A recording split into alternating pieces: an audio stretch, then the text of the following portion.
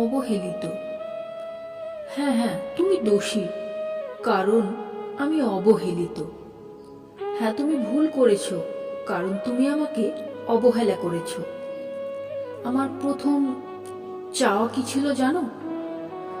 তোমার মূল্যবান সময় থেকে একটু সময় আমার জন্য দেওয়া। কিন্তু আমার প্রথম পাওয়া কি হলো জানো? অবহেলা।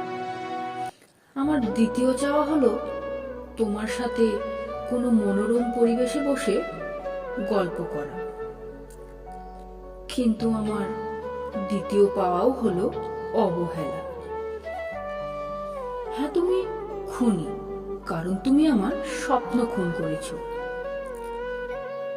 আমার হাজার হাজার বকবকের পর তোমার একটা এ আমি অবহেলিত।